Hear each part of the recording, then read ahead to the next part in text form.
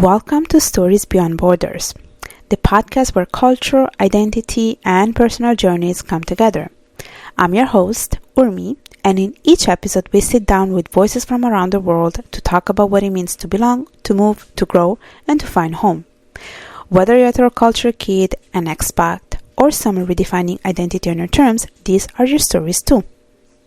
Today I'm thrilled to welcome John Liang to the podcast. John is the editor-in-chief of Cultures magazine and has been a journalist since 1994. As an adult third culture kid, he grew up across Guatemala, Costa Rica, the USA, Morocco, and Egypt before even graduating high school. With a bachelor's degree in languages from Georgetown University and a master's in international policy studies from the Midbury Institute of International Studies and Monterey, John brings a unique global lenses to his work and his life. I can't wait to dive into his story and perspectives with you all today. Welcome, John. Hi, Ermi. Thanks for having me. How are you? Good, thanks. How about yourself? Good, thank you. So I want to ask you one simple question, which is, what's your story? I just to sort of expand on what your wonderful intro was. I was born in Guatemala. My father, then not too long after I was born in Guatemala, my father, who was born in Guatemala of a Chinese father and half Chinese, half Spanish mother. His grandfather was a diplomat. I'm sorry, my grandfather, his father, was a diplomat for the nationalist Chinese government and helped set up the nationalist Chinese embassies in Panama and Guatemala before World War II. And while he was in Guatemala, this is like 37, 38, his entire family was wiped out because a single cannon shell bomb fell onto the family's compound / house and killed all of his members of his family. And he didn't find out about it until 6 months later. So since he had nothing to go back to, he basically started, he'd already gotten married by then, and he started the first travel agency for Guatemalans traveling abroad. And so my dad was born as well, and then he went to a bilingual school in Guatemala, English and Spanish. So he's always been bilingual his entire life. And then he went to college in Guatemala and then went to college in Boston, or just outside of Cambridge, Massachusetts, at MIT, and studied engineering there, and then came back to Guatemala. And during the same time, right around that time, my mom, who's 4 years younger than him, she was born in New York, USA, but because her father was like in the army and also almost like a salesman, they moved around all over the U.S. They lived in Albuquerque, New Mexico. They lived in California. They lived in St. Louis, Missouri, and I think I'm forgetting what other part of the U.S. they lived in. But she moved around a lot when she was a kid, just within the U.S. So I guess you could call her a domestic third culture kid. And right. Then she went to college in Massachusetts as well, and then spent her junior year abroad in Spain. And she was majoring in Latin American studies, so she really got very fluent in Spanish, particularly Castilian Spanish. And then after she graduated, she was looking for a job and found out she thought she wanted to be a teacher, and one of the places that came up was Guatemala. And her mother, my grandmother, maternal grandmother, had been to Guatemala a long time ago, and she said, then my grandmother told my mom, "Oh, it's great, you'll love it." So on a total whim, moved down to Guatemala and then started teaching there. And then one day, she and a friend of hers went out on a blind date with a friend of hers, and the blind date was my dad. And so, of course, they met, and of course, my mom's being very formal and saying, how do you do in like her very formal Castilian Spanish. Yeah. And my dad is going, okay, which one of you two is from Boston? And and so they started arguing, and they've been arguing ever since for over 56 years now. No, 58 years now.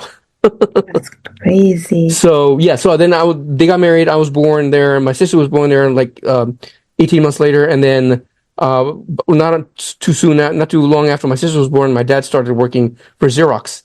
And so he worked for them for a little while in Guatemala, and then after that, they moved us to Costa Rica. So we lived in Costa Rica for 2 years. Then we moved to Connecticut, to New Canaan, Connecticut, which is just north of New York. It's almost kind of like a bedroom community for New York City, but One of Xerox's big headquarters was in Stamford, Connecticut. So he worked in Stamford, and we lived in New Canaan for 3 years, and then we moved to Panama, where we lived for 4 years. And my sister and I went to the U.S. Defense Department schools, because this is during the time when the Panama Canal was still in the hands of the U.S. government. And we were there during when President Carter returned the canal to Panamanian control. But even then, there were a lot of them because the Canal Zone was basically U.S. territory. There were I think 30,000 U.S. military troops stationed there. So there are a whole host of elementary schools and high schools, all all on the U.S. curriculum. And so, but since we weren't U.S. government, we had to pay tuition. So luckily, my dad's Xerox paid for our tuition. And then we were there for 4 years in Panama. Then we moved back to Connecticut, to Westport this time. But my dad was still working in Stamford, which is still southern Connecticut. We lived there for like a year and a half, and then we moved to Morocco for like a year and a half. And that was the second half of 8th grade and all of 9th grade for me. And then from there, we moved to Cairo. And then I was there for 3 years, and my family was there for 4, because I graduated from high school and then came back to the States for college, and then went to college here in the D.C. area where I live now, and then I was here studied for 4 years, graduated, worked in D.C. for another year, and then on a total whim bought a one-way train ticket and moved out to Seattle, and lived out in Seattle, was doing odd jobs here and there for a year and a half. And at one point, by this time, my parents had retired to Costa Rica. So they said, I really couldn't quite find a full-time job, didn't really know what I wanted to do with my life. So my dad said, well, come move down with us, move in with us. Like, okay. Because he just read a book about, by this woman named Gail Sheehy. I think she wrote a book called Passages. And one of the things about that book was it talked about how in those days, it was like this sort of a lot of kids had graduated college, had moved off, and then and had started moving back home with their parents. And so he's like, I guess this is normal. So yeah, come on down. So I was in Costa Rica for a year, and during that time, I was doing a bunch of different jobs there, including working for my dad, because he had his own consulting business with Xerox as well, because he's retired, but he's still consulting with him and traveling all around up and down Latin America. And so it's helping him out tabulate these surveys that they did about what's your favorite photocopier, what's your favorite, that kind of thing, printer. And then did that for a bit, and then started writing as a freelancer for the Tico Times, which is the English language newspaper in Costa Rica. And I started writing more and to the point where I was making more money as a freelancer than a regular staffer. At which point the editor said, "Congratulations, you're on the regular staff now." And so they made me the police reporter. So I was assigned the police beat. And so I did that basically for like 6 months, from like say June, July of 1994 up until the end of the year. And it was one of those things where, on deadline day, you could see smoke rising from the building not too far away. So my editor said, "Go find out what that is and come back." So I went down, and it was a hospital. There was a fire at one of the big hospitals in downtown San Jose. And, luckily I speak Spanish, so I spoke to all and was able to talk to some of the firefighters, blah, blah, find out what was going on, then came back to the office, and the editor said, "Okay, you've got, half an hour. The paper's going, the newspaper, it's a weekly newspaper. This is on a Thursday. We're going to press in half an hour. That's all you got. Go." So I'm there, like typing like crazy. And at one point I realized, oh my goodness, I love this. That whole adrenaline rush, that whole deadline, having a very short time, only having a certain number of words to describe what had happened, blah, blah, blah. I absolutely loved it. And then that's when I realized, okay, this is my career. This is what I want to do. And so finished that. So at the end during that time, I was applying to a bunch of different grad schools. And the one that I really liked the most was one called the Monterey Institute of International Studies.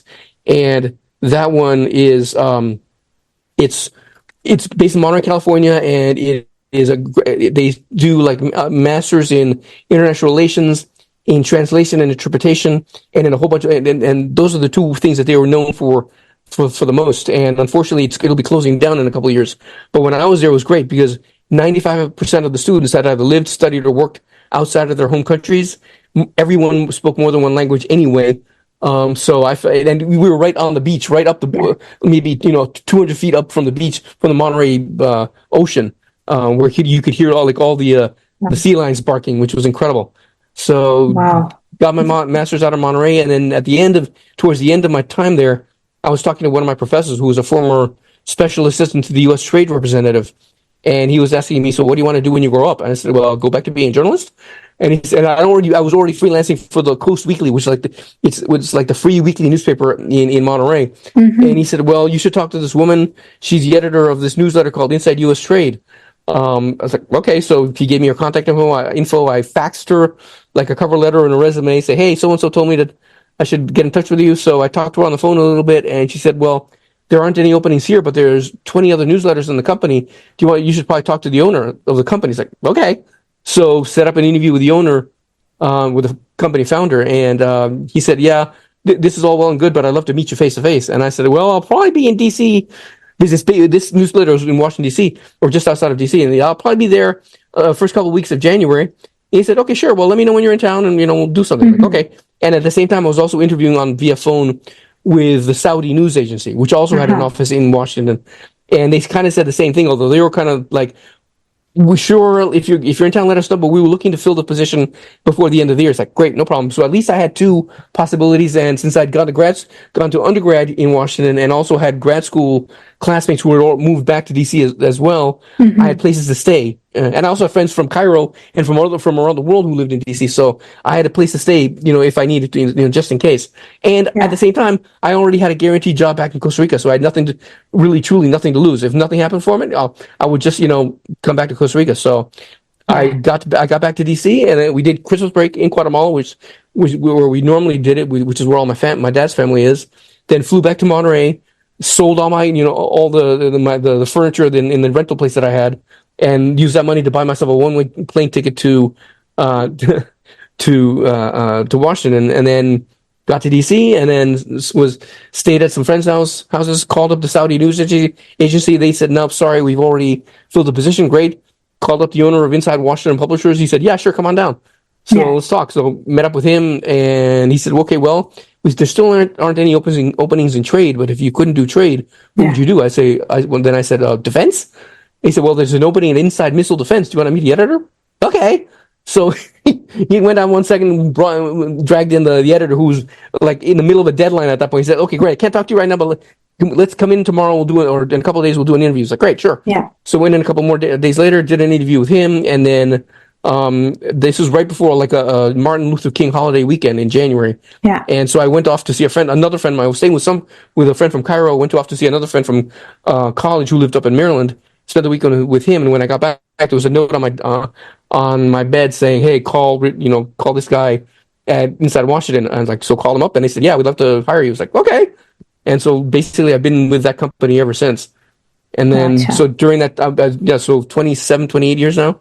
And then during that time, I also, like in the last 5 years, during that time, I was also realizing I'm a third culture kid and realizing what that meant.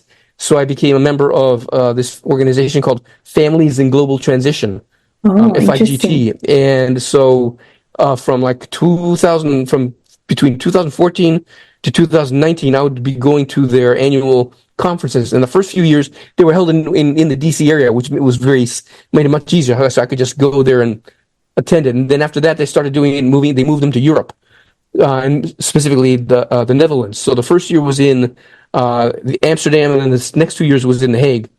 And so I went to those conferences as well. And during that time, met a woman named Alien Aldine. She was going by Donnie then. And she was also the CEO of Cultures Magazine. And about, I think since in 2021, I want to say ish, she wrote me an email and said, "Hey, we're looking for a managing editor, part-time, of course, but, just to help us put together the magazine and help manage our website, stuff like that." So I'd already been doing that for my day job anyway. So I said, sure. And, so started writing for them as well, and editing and doing the same kind of stuff that I've been doing for the last 20 plus years. Yeah. But now I get to write about and talk to people like you, to talk to people who are cross-cultural, third culture kids, military vets,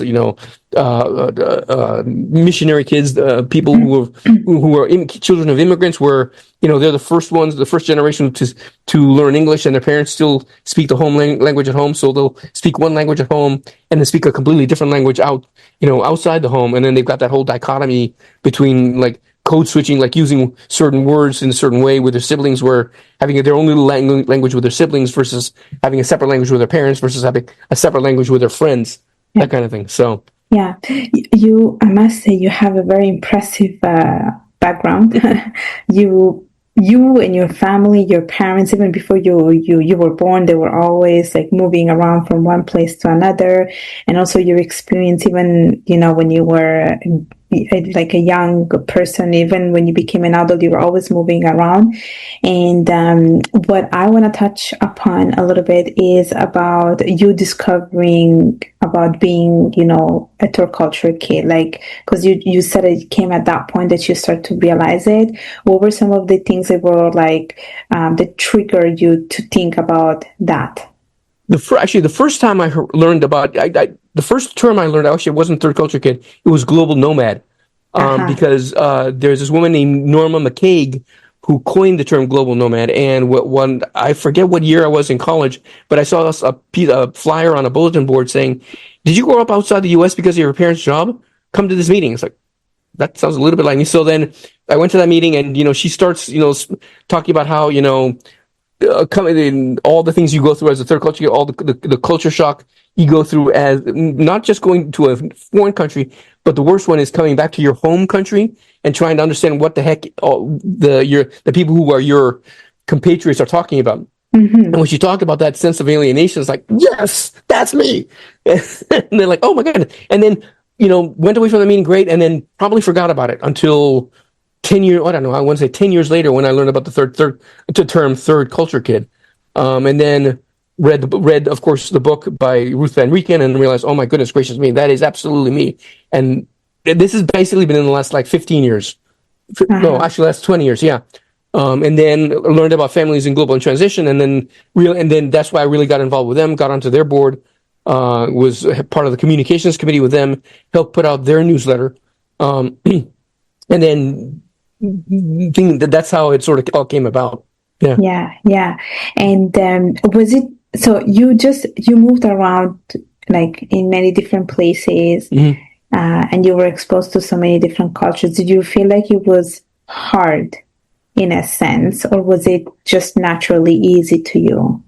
No, it was hard. It was one of those things where it wasn't, I think, maybe 10 years ago when I actually went back down to Costa Rica to spend a week with my parents, because it was the Tico Times was having its 50th anniversary, I think 50th or something like that. And so they had been, by that time, the country had passed a law that allowed you to be a journalist, because for a while there you couldn't be one. Very strange thing. And so went down there for that. And after the big party, came home and I was chatting with my parents, and we're talking about growing up, blah, blah, blah. And at one point my mom said, you should probably talk to a counselor, because we know we didn't help you properly mourn every time we left the country, because this is the mid 80s, 70s and 80s when I was growing up, when we were moving all around like this. And there weren't the resources then. There was no social media where you could keep in touch with people via Facebook or anything like that. Mm-hmm. If you kept in touch with someone, you would be writing them letters. Mm-hmm. And then so you'd get a letter, you start writing, and then the letters would get fewer and fewer, or either they would stop writing or you would stop writing, and you'd leave the country, and it's as if all those people you knew were no longer there anymore. And so you didn't know really how to, you had trouble processing that. And then on top of which, you were having to go through meeting a whole new bunch of people all over again. So one good thing about my high school in Cairo, which is, your listeners can't see it, but I'm wearing my high school polo shirt, Cairo American College, is that they were very, very good about, at least all the students were good about dealing with new kids. Like they had no problem, like, here, this is how you do the lockers. This is how you do that. It was nothing wrong. It was nothing weird about it. Versus like moving to Connecticut, like in junior high school, and everybody is thinking, "Are you a Panamanian? You're a Panamanian, right?" Because that's where I moved from. They're like, "No, Guatemalan. Where's that?" And then, okay, you know where Mexico is? That's down south, right? That kind of thing. So, oh my gosh, yeah. terrible. So I want to talk a little bit about the present. Okay, like now we learned a little bit about your past, and we could stay here hours and hours to talk about your past, honestly. But I want to talk a little bit about your present now. Now that you are considered an adult third culture kid, and I want to talk a little bit about what is your experience in making new friends now that you're an adult. Are you selective on who you're friends with, or is it easier, challenging? Because after we reach a certain age, I feel like it's so much harder, no matter where you come from, no matter what you're considered. Generally, the ones that are easier to connect with are people kind of like me, people who have an international mindset, who are who also probably very likely grew up abroad, or who have, or maybe as adults moved, or maybe they may be third cultural adults, in which case they lived in one country for spent their entire childhood in one country, but once they were adults and out of college, started moving all over the place, and then started realizing for themselves, wait a minute, my home country's worldview isn't the only one, and it isn't necessarily the best. And that doesn't necessarily mean the U.S. That can be any country. I mean, my grandmother from Guatemala thought, the Guatemala was the center of the universe, and because her husband, owned a travel agency, they did travel quite a bit. But even then, she's still like, nope. This is who we are. No one should move out. No one should leave. If you live more than 10 blocks away, you've gone so far away. So that's kind of the mindset she had. So the people I tend to sort of have the most kinship with are basically people like me, that in that sense, or people, cross-cultural kids, like people who are children of immigrants, who speak one language at home and speak a separate one outside the home, that kind of thing. Yeah, it's much easier to connect with. I agree. I'm the same way too, and you have traveled a lot in different places, and I'm sure you got something from each one of the places you have been.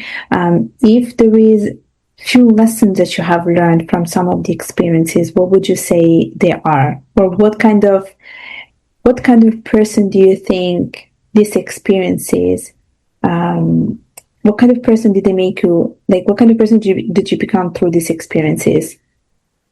Okay, I can give you one sort of example. When I was in grad school, I spent the summer of '96 in Taiwan, because my parents' next door neighbor in Costa Rica, who is Costa Rican born but of Chinese descent, kind of like when my dad is Guatemalan born of Chinese descent, they had met in college in Massachusetts. And of course, how often do you find a bilingual English and Spanish Chinese person, which is why they kind of bonded in that way. So they were pretty good friends in college. So when they moved, the first time we lived in Costa Rica, 50 years ago now, right before they were leaving, this friend of theirs, of my dad's, said, "Look, I've got this plot. I found this plot of land. It's on a coffee plantation. It's a former coffee plantation that they're converting into real estate. I can't afford the entire thing. Do you want to split it?"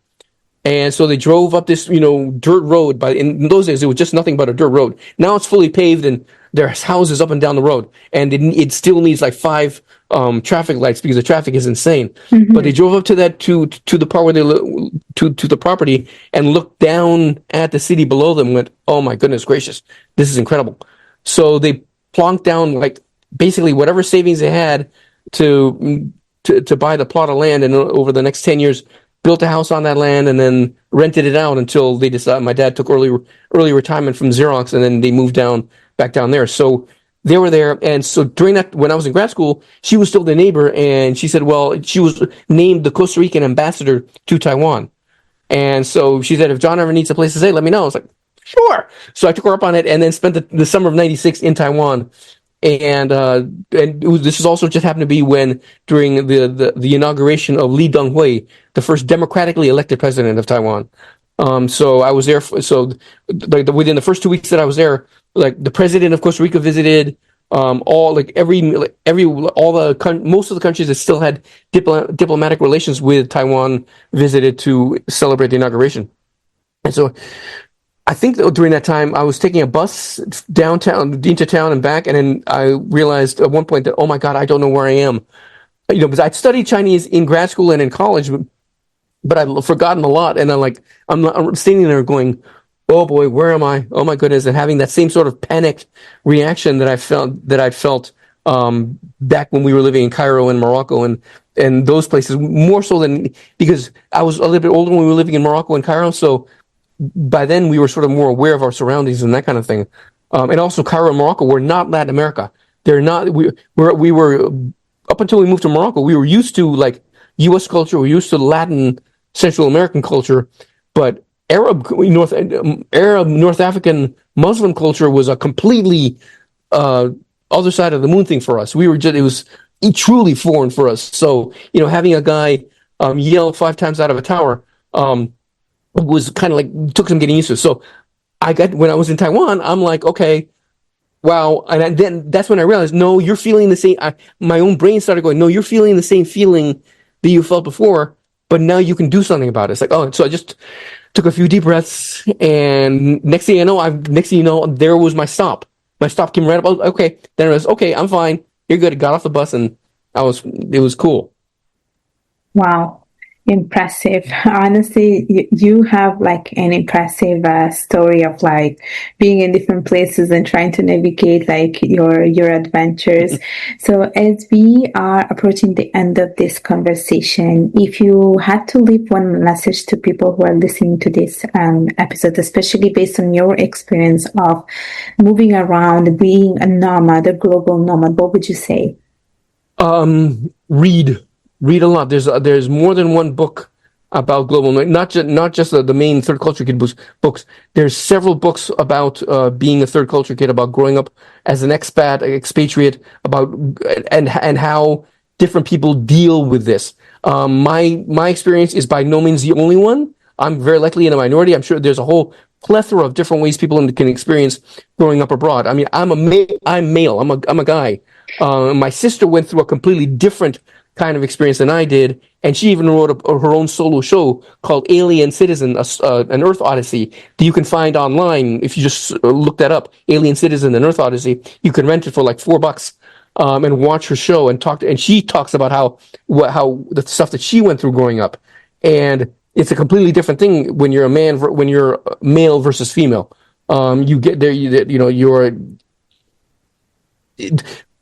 there's a lot of differences. So that in that sense, I know I went through I know my situation was unique, and other guys may have something similar, something different. Women may have something similar and also have diametrically different experiences. So I would advise your listeners to read as much as you can about the third culture kid experiences, because there's 52,000 different lessons that they can all learn, and they can cherry pick which ones work for them. Yeah, definitely. And reading is an excellent way to gain knowledge and learn more about the world. So, John, thank you so much for coming. Before we let you go, do you want to tell us how people can connect with you? Sure. I'm on Threads and Instagram at Juan John Jedi, JuanJohnJedi. I'm on Blue Sky as well. It's Juan John Jedi whatever the Blue Sky thing is. And you can also find me on LinkedIn as well. So those are pretty much the places where I generally hang out online at. Wonderful. Well, thank you so much, John, for coming. It was such a pleasure having you here with us today. Thank you. My pleasure, Remy. Thank you. Thanks for listening to this episode of Stories Beyond Borders. If you enjoyed it, don't forget to subscribe, leave a review, and share it with someone who needs to hear it. Remember, home isn't always a place. Sometimes it's a story. Until next time, keep crossing borders and telling your story.